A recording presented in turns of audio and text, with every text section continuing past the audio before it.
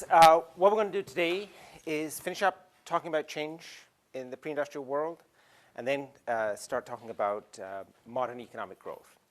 But the first thing I'm going to do when I talk about modern economic growth is actually show you why we can link population to productivity advance exactly in the pre-industrial period.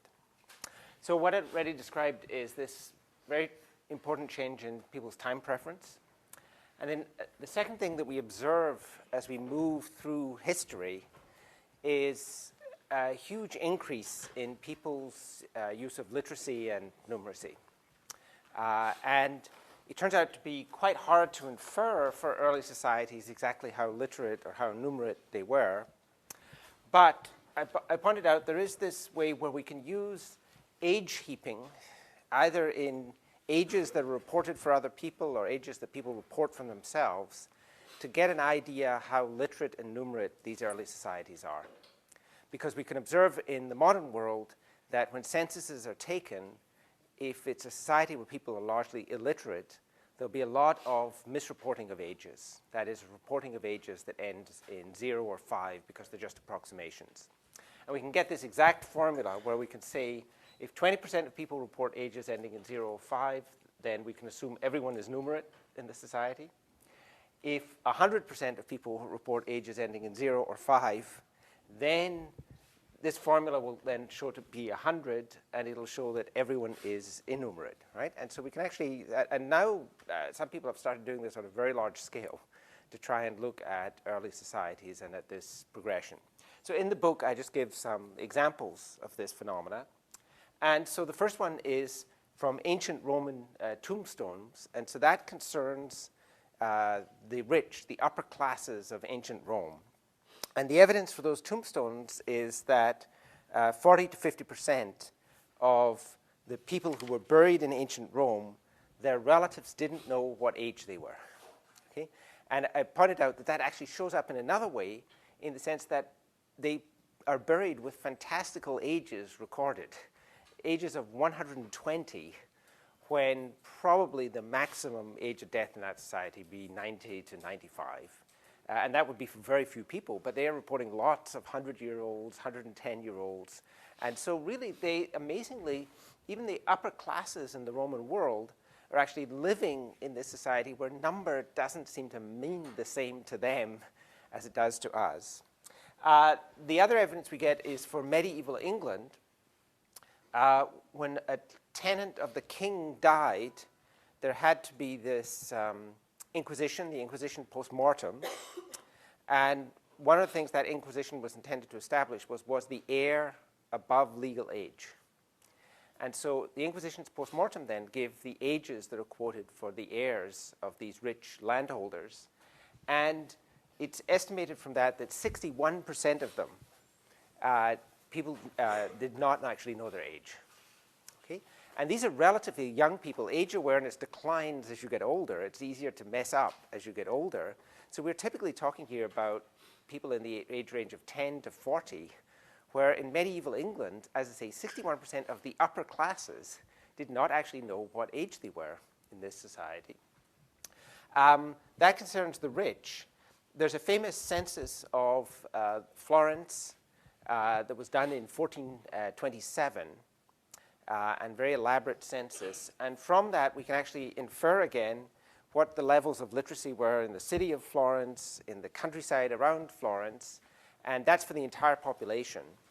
And so at the height of the Renaissance, in Florence, only about 30 to 50% of people did not know their age in that world, right? And so if you go to and see the architectural monuments of Florence at that time, it'll be surprising to you that this was a society where a large fraction of people did not even know what age they were. And what's interesting is that we can get the same information from local censuses done in England in 1800. And at the eve of the Industrial Revolution, if you take the entire population there, only something like 6 to 30% of people didn't know their age. There are censuses of things like paupers, where most of the paupers in England around 1800 actually knew what age they were. And so you can see that something is changing in this world, right?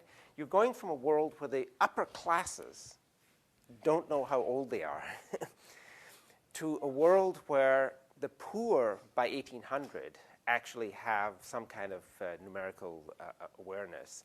And so there's this underlying change that's occurring, and there's a lot of debate about, was that a product of the Protestant Reformation? You know, was it the product of a new religious affiliations? Was it the product of a scientific revolution in the society, of the Enlightenment, of an intellectual movement which gradually spread down through the society?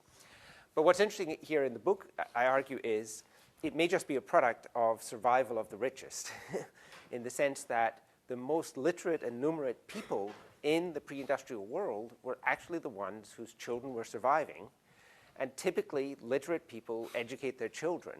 And so there was just another automatic mechanism within this society where there was this continual upward pressure on numeracy and literacy rates just by the changing composition of the population within each generation.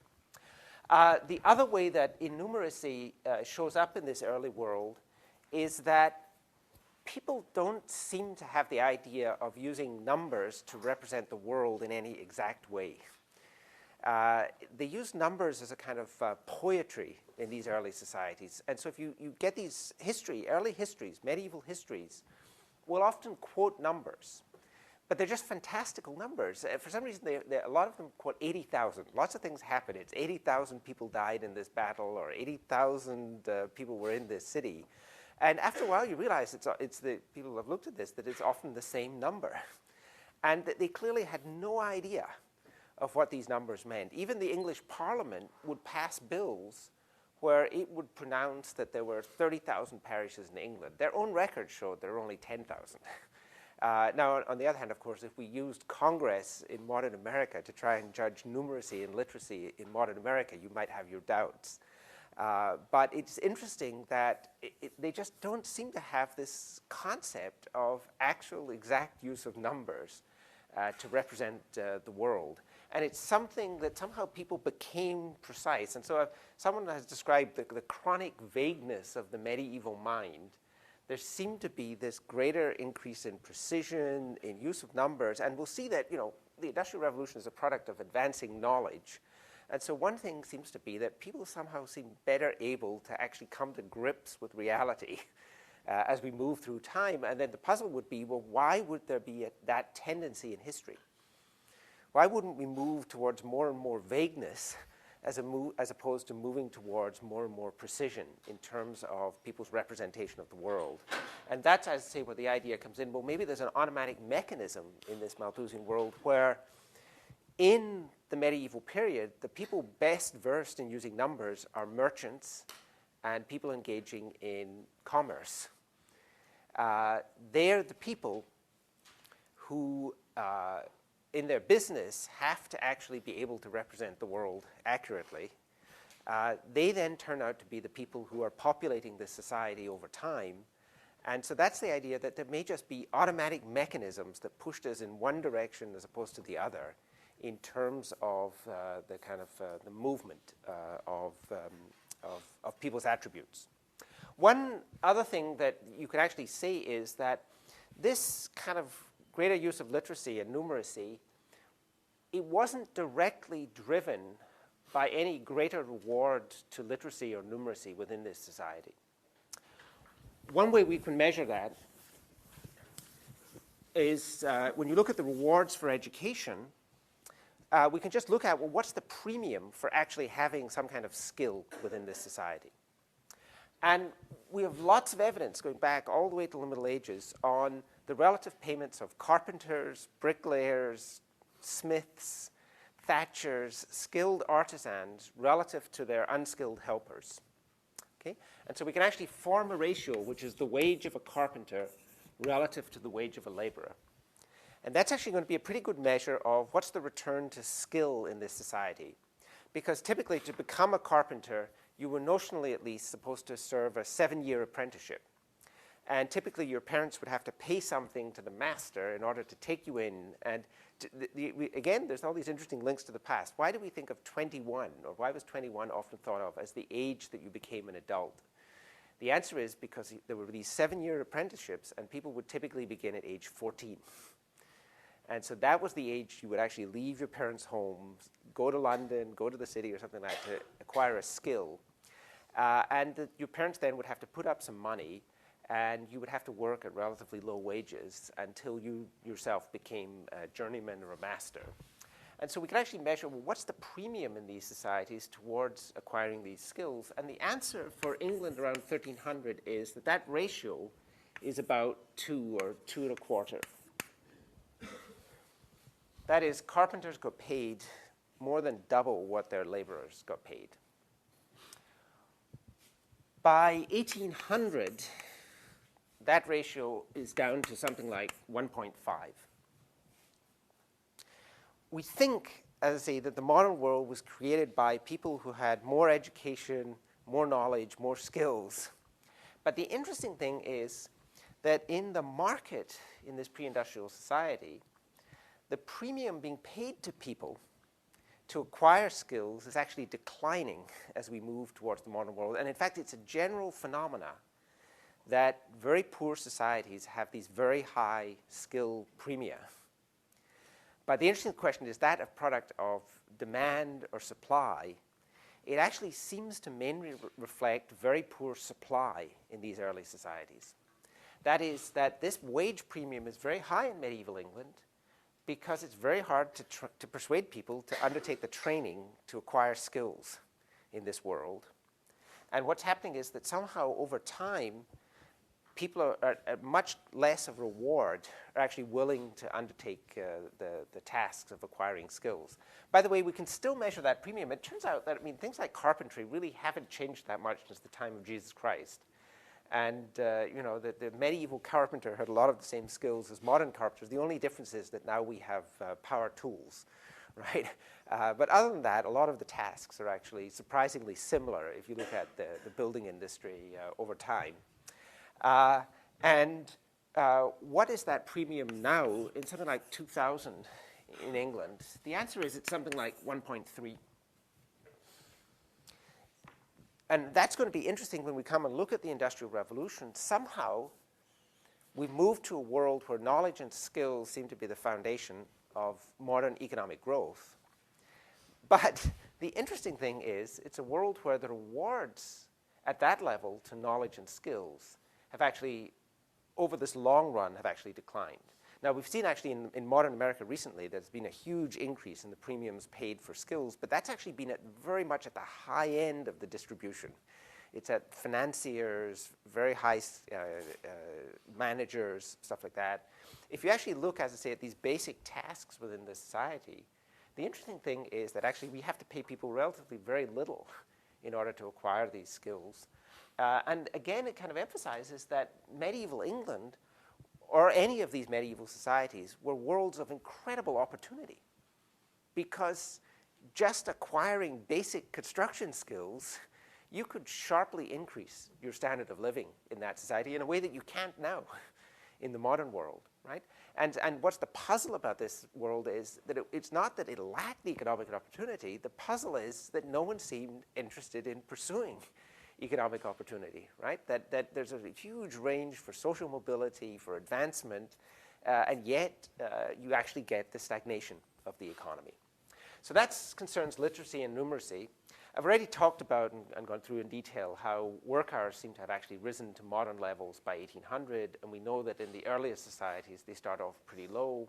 We also know that in places like medieval England, there isn't a dramatic contrast with 1800, but it seems to be that work hours are lower than they are by 1800. It's not, by 1800, workers work 6 days a week in England. In the medieval period, we actually have records that show that skilled workers were only working 5.5 or 5 days, right? So they're actually taking holidays more. And then they have all these feast days in the medieval period. And so it's uncertain, but there seems to be, again, this kind of movement upwards in the amount of work that people are doing. And then the last element is violence, right? And so we already saw that interpersonal violence, kind of unsanctioned violence, declines quite substantially as you move from the early world to the modern world. Again, there's this global trend. It's also the case though, that official violence in these societies has also shown this marked decline over time. So if you look at, for example, the Roman world, it's unbelievably bloody. I mean, when you read the descriptions of the ordinary life in the Roman world, it's just amazing. And so they had judicial killing of criminals in the amphitheater by having them devoured by wild animals or attack each other until they killed each other. I mean, it's just part and parcel. And you'd get your picnic, you go to the Colosseum, you'd see people torn limb from limb, right? It would just be like picnic day here, except, you know, you've got the broken bodies of people splattered around the amphitheater. It's amazing just how, and that, as I say, some of that is official judicial violence within the society. It's all sanctioned, or they like to see animals tear each other apart in this period. In medieval England, again, I mentioned that you get, you know, the official sanction for treason is to be strangled lightly, then have your entrails cut out while you're still alive, then have them burned in front of you, then have your head chopped off, then have your body divided into quarters and hung in iron cages in different parts of the crossroads as a warning to other people not to do this, right? These, again, are societies of incredible kind of violence and appetite for violence also. And even in the 17th century, executions are a popular sport, right? And they're a big feast and a day in London. You could always get a good crowd at an execution. The pattern in London actually was that when the condemned was taken from the prison, they would ride in a cart through the city with the hangman, and they would actually stop in pubs along the way, and it was traditional to buy the hangman a drink. And, you know, you drink with the guy who's going to kill you, and then you proceed out to the gallows. Sometimes the hangman got drunk, wasn't able to do the job properly. If it's a popular criminal, sometimes the crowd would actually attack. They had to have militia guarding the gallows. If it's an unpopular criminal, you know, the crowd is baying for blood. As I say, this is just an ordinary spectacle of the 17th century in England, and it's just amazing how much our attitudes to violence have changed over time, right? As I say, this is not the unsanctioned violence, this is the official violence of the society. There's a nice book, I'll send out an email with you with the link, which is a beautiful book, which I think it's just a day in the life of the Netherlands in 1569, which is these wonderful illustrations of how people lived in this period. It shows houses, markets, all of these things beautifully illustrated. You turn a page, and it has a whole set of pages of torture instruments.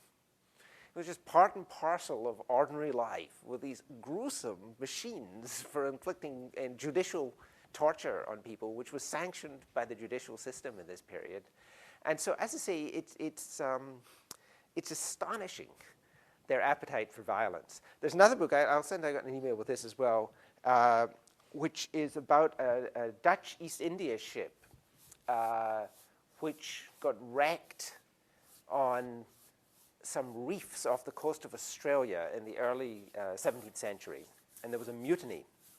And eventually, the mutineers were hunted down and caught, and they were brought to Batavia, which was the headquarters of the Dutch in Indonesia. And when they were found guilty, they were ordered to be broken at the wheel.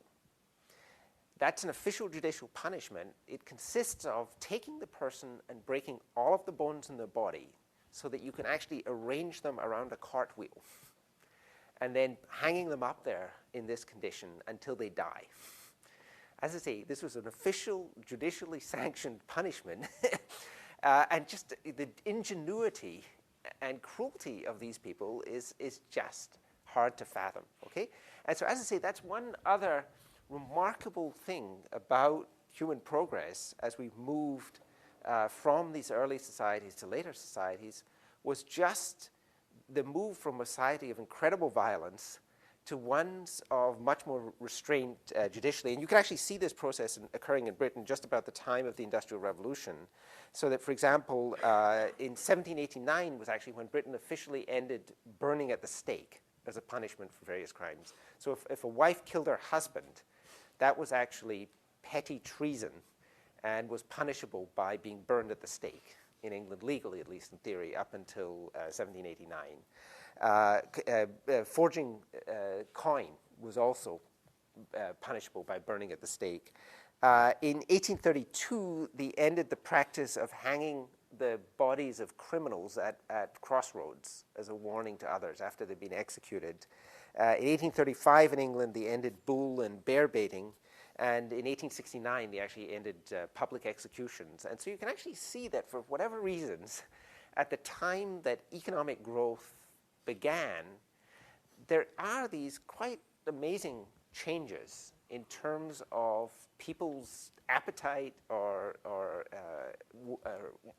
interest in violence. Just one last kind of oddity is in London, the main hospital for the insane was Bedlam. Up until in the 18th century, it was a popular Sunday amusement to go to the hospital to watch the insane. It was like going to the zoo for us. Okay?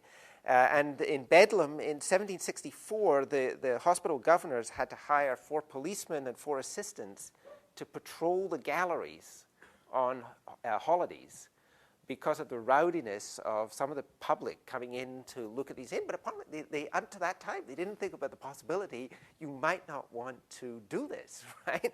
And afterwards, by 1770, they had instituted a system of admission tickets to get in to see the insane, which was to limit the crowds of people. And as I say, I mean, it just seems to us just kind of inconceivable cruelty. Why would you have this as a kind of as a popular sport in this period? And so, I mean, there have been, as I say, these profound changes again in people's attitudes to things like violence as we've moved over time. Question? Is that where the term Bedlam comes from? Yeah. Oh, yeah. No. So it's actually, I think, I may be wrong about this, but I think it's a shortening of Bethlehem or something like that. Is Bedlam was then the hospital there. Yeah. But, and so as I say, what the argument of the book is that there must be some reason, that the Industrial Revolution came at a time when somehow people changed themselves, that people had developed a different set of attitudes, a different approach. And the interesting puzzle about that change is, was it a change that was inspired by intellectual forces? Did we have the scientific revolution, and that gradually led to people taking a more rational, more reasoned approach to society? Was it a change that had a religious inspiration? That is, did we move to a different type of understanding of religion in these societies? Or was it, in some sense, that we self-domesticated? We came from a hunter-gatherer past that was violent, cruel, dangerous. We had appetites that were difficult to reconcile with modern market economies, but that gradually, under the influence of this Malthusian mechanism, the people who were better adapted to functioning within market societies where institutions govern who gets what, effectively took over within this society. And that we had this process of kind of self-domestication, and that there was a reason why the Malthusian era had to last such a long period of time.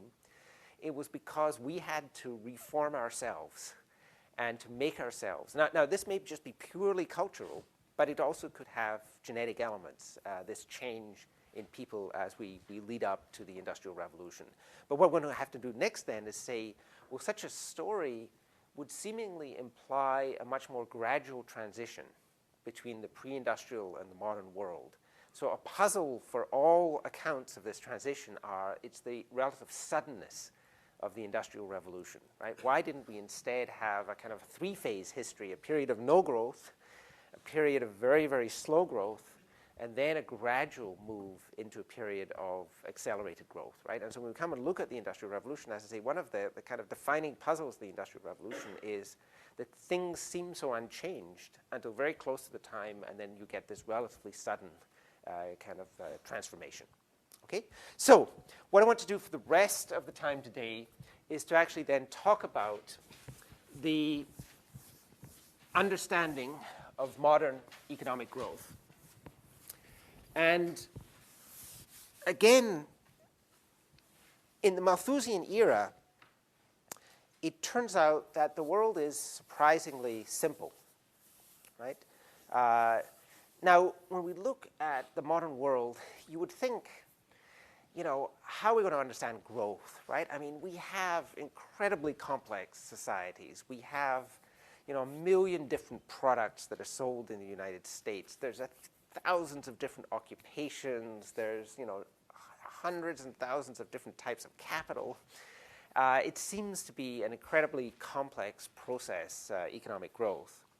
The amazing thing is economic growth can be reduced to incredibly simple terms, and anyone can actually go through a little bit of arithmetic and say, okay, that's it. I understand. What are the possibilities in terms of understanding economic growth? And so what Doug should have done in section is to say, well, look, how can we understand growth? The first thing is we can think of output in any society, and we're thinking about this in the simplest terms, just there's only one type of output, right? But it turns out it all generalizes incredibly simply, right? And to any number of types of output you want. Output is going to be just a function in any society of 4 things. There's something we call the efficiency level of the economy. And then there's the inputs of capital, labor, and land. So the idea in any economic system is that there are only 4 fundamental elements to any economic system, right? There's the amount of inputs that we use in production. So first of all, there's human labor. Again, there are many, many different types of human labor, but in the simplest conception, just think about undifferentiated labor. It all generalizes. There's no, very simply. There's capital, which is just stored up output. So in our very simple world here, capital is just the same thing as output, right? You just store it up for the next year. So this would be an economy where we go wheat. What's the input? Well, we need seed for next year. That's the capital in the economy. And then there's land, okay? And then we will observe different economies with the same amounts of capital, labor, and land can produce different levels of output depending on how well they're organized and the knowledge, the technique that people have. And so that's why we also have this shifting term A here, which is the level of efficiency of the economy. Okay? Now, if we start off, and here we're just assuming there's some function, right? We don't know what it is. It turns out we don't need to know what it is, right? We can just assume that there's something that's connecting these things, right? And if all we need to know is you have more capital, you'll get more output. If you have more labor, you'll get more output. If you have more land, you get more output. Other than that, we don't need to know anything about. That all is going to depend on physics. It's going to depend on, you know, tech engineering and everything else. But it turns out that it's not something that we actually even need to worry about in too much detail.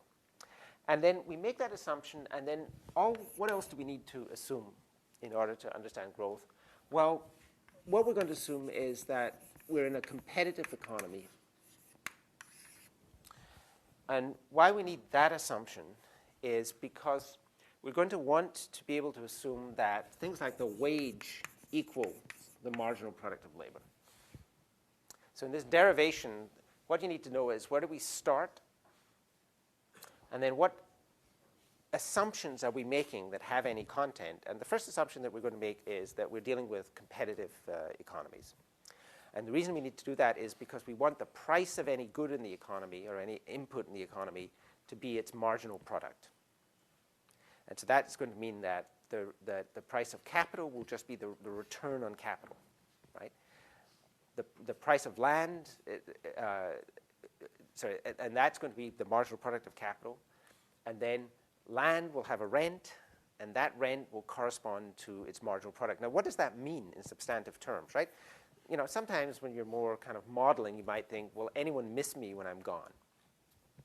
Well, in economic terms, in a competitive economy, how much the economy will miss you when you're gone is simply your wage, right? Because your wage will be your marginal product. Your marginal product is the amount that output in that society was increased by you being there as opposed to you not being there, right?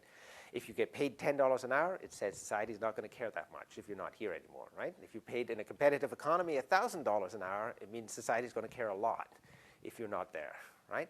And so the meaning of competition and prices, you know, or payments equal to marginal product is, it's precisely telling you that. What's the output addition that comes from having this additional person? That should correspond to their payment within the society. Similarly, in the case of land, right? And people have a lot of confusions about land in the modern world. So Davis, we're all crowded into this tiny town, right? Surrounded by farmland. And people talk about, well, we can't take that precious agricultural land. Well, what is the rental value of farmland around about Davis? I think it's in the nature of hundreds of dollars per acre per year.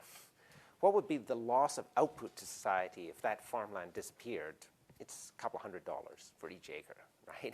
It's a very, very little consequence, right? It may be precious in some other sense, but it's not precious in an economic sense, okay? And so this assumption that we're making here is just that we could actually set each of the payments to each factor in the economy is just going to be indicated by its marginal product. And then the other assumption that is very important and is going to be substantively very important is that there are no externalities. And an externality is where, when I perform some economic action, someone else gets a benefit or a cost. Okay? So we have a horrible dog at our house which barks all the time. Okay? Whatever pleasure my spouse and children get from this animal, there's some displeasure that's given to all of our neighbors by this continual howling, right? And so that's just an externality, right? And in a perfectly organized society, we'd have to pay them in order to compensate them and you know, for this externality that we were imposing, right? But so there's negative externalities. There are also positive externalities. And so one of the great positive externalities is spillovers from knowledge, but there also can be positive externalities from people agglomerating. That is, if I start engaging in some economic activity, I can make it cheaper for other people to do that as well, because I can deepen the market and I can drive down the price of inputs for other people. Okay? And so there are both positive and negative externalities, which are very important in production. And this simple understanding here is just assuming that these externalities don't exist, that each producer gets paid all of the benefits and costs of their activity, right? That they get all that they produce. We'll come back and talk about this because it turns out it's going to be one of the big debates about growth is how important are these externalities in practice. Okay? Once you make those assumptions, you can derive something that's called the fundamental equation of growth. And that says that the growth of output per person, so little y here is the real output per person, is going to equal A times the growth of capital per person, where A is the share of output in the society that's paid to the owners of capital, plus C times the growth of land per person, where C is the share of the output in the society that's paid to the owners of land. And little z here, GZ is just the rate of growth of land per person. That'll typically be negative in modern societies because there's a fixed area and there's more people per year typically, right? So this will typically act as a drag on growth in modern societies, right? This thing here is going to be negative, okay? Plus, there's the growth rate of efficiency. And so the argument here is that for all societies,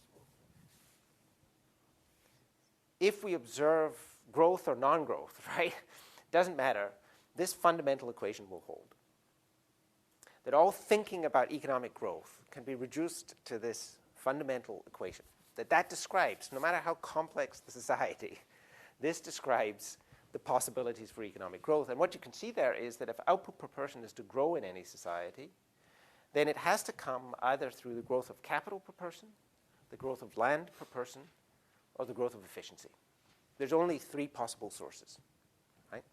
And that all growth can just be reduced to these elements. It's got to be capital, it's got to be land or natural resources, or it's got to be efficiency, right? And so that when growth starts in the world in 1800, what we're going to have to understand is, well, why would either efficiency start growing or the capital stock start growing? Because actually this is going to be a drag with population increase in that period. And so we'll actually see that in modern growth, it's actually going to be capital or efficiency. Those are the only two possible sources of growth. Okay? So that's this fundamental equation. And let's say what you need to understand then is, where do we start in order to derive this? And what assumptions do we need in order to get this? And you can see that the economic assumptions are very, very small. Competitive economy and absence of externalities. Right? That's all that you need. You don't need to say anything really about production. Right? And what this is this will be true just for very small periods. And with certain nature of production, we'd have to keep changing this number A. It'll change over time. That is, the share being paid to capital will change as the economy moves through different states. But as long as we can get an approximation to that at any time, we can then implement this and say, now we can understand what the sources of growth are. Okay? Now, let's take that equation, and what I earlier asserted was that in the pre-industrial world, the growth of efficiency would be measured in the following way. It would just be the share paid to landowners in national income times the growth rate of population, big N. That actually follows directly from this equation here. How does it follow? Well, what happens in the Malthusian world? What happens is that this thing here is 0 over the long run, right? If income per person essentially is trendless, that means that the growth rate of income per person has to be 0 over the long run. Okay? So the first thing we know, and apply this equation to the world before 1800, is that this is going to be 0. What's going to happen here, this thing here will also should be 0. So first approximation. Now the fact that interest rates were actually declining over the pre-industrial period would actually lead on its own to some increase in that capital stock. But to first approximation, it'll be very close to 0 in the pre-industrial world. Okay? And so this thing is going to be 0. And so all that we're left off in this equation is that 0 equals C times the growth rate of land per person plus the growth rate of efficiency. Okay? The rest just drops out. Now, what's the growth rate of land per person? It turns out that the growth rate of land per person is approximately the growth rate of big Z, land, minus the growth rate of the population. It's a feature of growth rates that for growth rates that are relatively close to 0, the growth rate of x over y is just the growth rate of x minus the growth rate of y. Okay? That doesn't hold true universally, right? But it holds for growth rates of 1 or 2 or 3%, right? That it's approximately true that the growth rate of any variable over another variable is just the growth rate of the first thing minus the growth rate of the second thing. Okay? And so that's why we can actually write this in the following form. And then the next thing we know is that for any society, this thing will be 0, typically. Okay? For any geographic area. And so what's going to happen then is that the growth rate of Z here will actually be approximately minus the growth rate of population. Question? So are those different Z's? Sorry, yeah, that's the trouble is this is notation. This is little z, right? And little z is just equal to big Z over N, right? So this is land per person. This is the total land area of the society. This is the total population of the society. And it's just a problem of notation. It's more clear if it's printed out, right? But,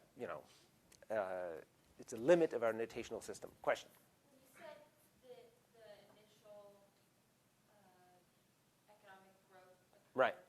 Which variable did you say it was attributed to?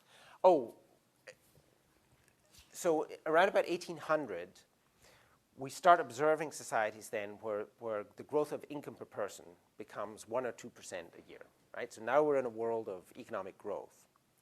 And the question here was, well, what's that coming from? Now, we're going to come back and explore that in detail. But all I was saying is, it turns out there are only 2 possible candidates for the modern world, right? because land per person has not grown since 1800. In fact, it shrunk.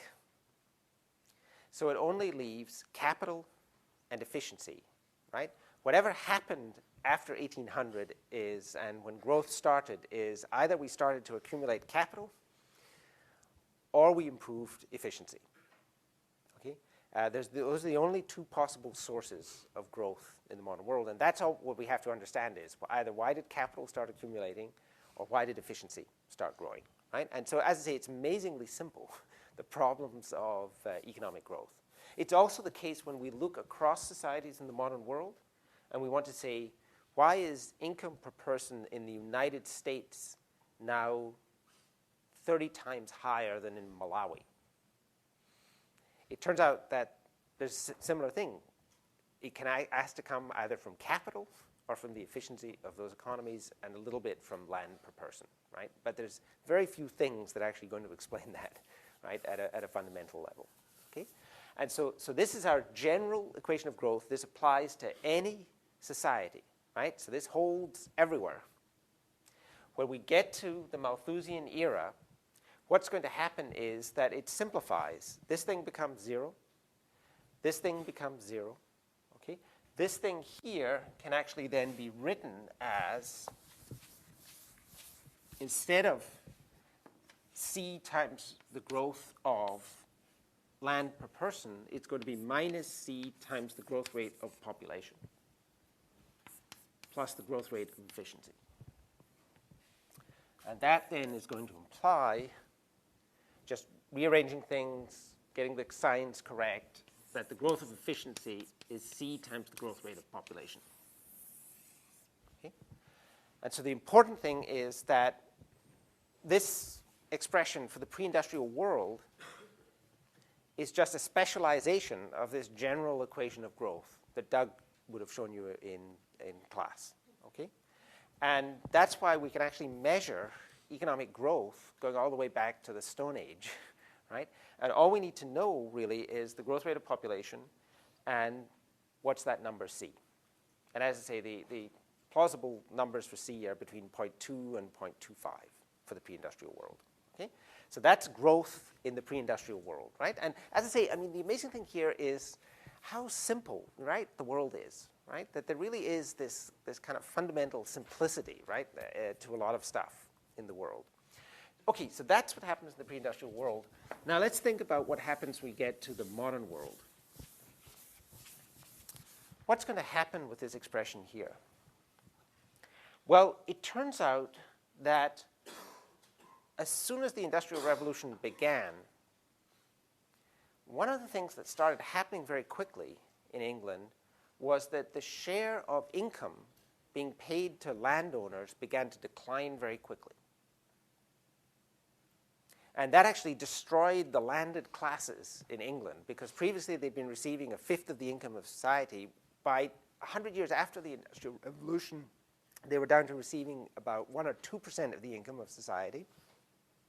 And now the share of actual farmland in income in England is something like 0.2%, right? 2,000th of all income in England actually goes to the owners of land in that sense. There's also another source of land rents, which is the site value of land in urban areas. Okay? So if you buy a house in, North Dakota, mainly what you pay for the house is the value of the structure. The land is largely worthless. If you buy a house in San Francisco, a lot of what you're paying for is not the house, it's actually the ground that it's sitting on. And so in cities, in modern cities, land often has this important site value. And the question is, well, and that can amount to something like 5% of modern incomes. And the question is, well, should that be counted as part of C, of the scarcity value of land? And the argument would make is no, because that's a function of the city, right? Once we build a city, we'll have these site values in the center, but we can build new cities. right? It's not an inherent shortage of land. We can reproduce, right? In America, we've built new cities. We've created these site values. You know, population keeps growing, we can build more of them. And so it's not an inherent scarcity that's limiting the growth of the society, right? And the true site scarcity of land has fallen to be essentially zero in the modern world. And we'll see that that has big consequences in terms of income distribution, in terms of the distribution of income across societies. But it's one of the kind of stunning effects of the Industrial Revolution is that up until now, it seems that we've overcome that kind of scarcity of land. Right? And the way that's actually happened is that there have been huge improvements in agricultural productivity. As incomes go up, people's demand for food and raw materials does not rise proportionately. And so there hasn't been the same increase in demand for the products of land. And then the third thing is that one of the big technological advances we figured out was how to take fossil fuel and make that into fertilizer to add to land to dramatically improve its productivity. And so we've been mining the earth in order to make agriculture much more productive. So basically, American agriculture consists of combining sunlight with petroleum. And that's how you produce food, okay? And we really have this kind of fossil fuel-based agriculture. But the result of that has been that this thing has fallen to essentially zero. And so that this equation for the modern period actually simplifies down to the following proposition. In any modern society, the growth of income per person has just two sources. There's the growth of efficiency, and there's the accumulation of capital. Okay? And that's all that there is to modern growth, right? But it turns out that it's even simpler than that, right? That there's other mysterious connection, right? And this suggests, and economists, when they first found this expression, and this was basically uncovered by Solow, the Nobel Prize-winning economist, in 1956. But other people had actually kind of stumbled upon the same idea.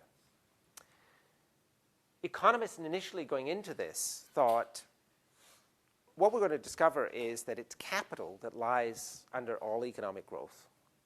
And the problem of growth will be reduced to one of understanding how do we get capital accumulation, and why didn't capital accumulation occur before 1800? When they found this expression, though, and actually looked at the numbers, they immediately realized that they had a huge problem.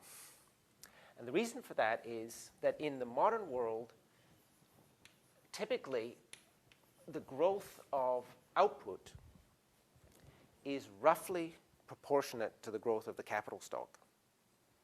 Capital has been growing at roughly the same rate as output in the society. Another way to say that is the amount of output per unit of capital has stayed pretty much constant since the Industrial Revolution.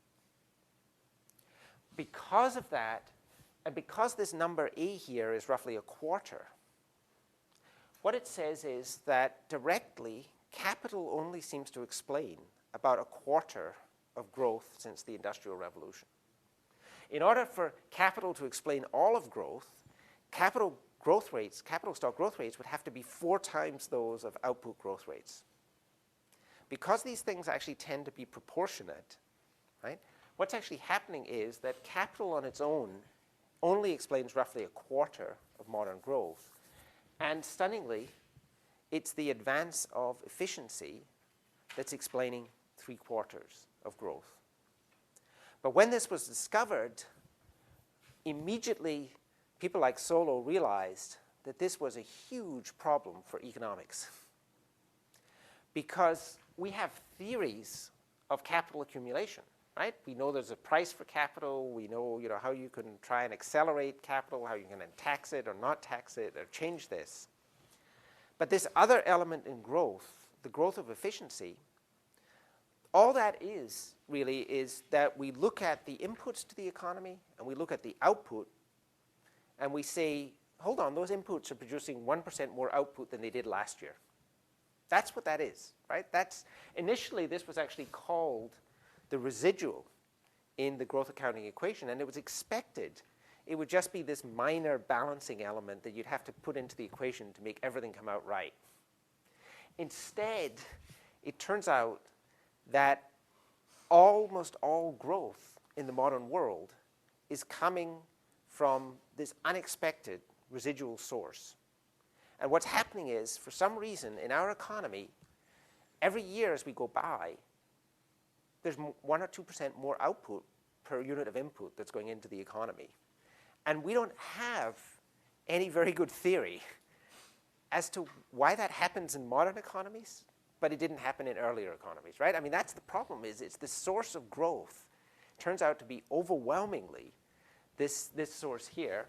Next time, I'm actually going to show you that you can make arguments that 100% of all growth in the modern world is actually not directly coming from capital. It's actually coming from this residual, okay? And so in terms of, okay, I realize I'm going slightly late today, but we have this midterm on Friday.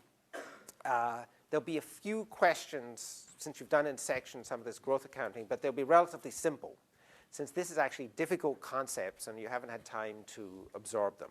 And so I'll send out also an email that updates people on what to expect for the midterm. Okay? Oh, and one last announcement. Today, in case you didn't get my email, my office hours will actually only be from 10 till 11:30, since I have to go and serve barbecue somewhere at 11:45.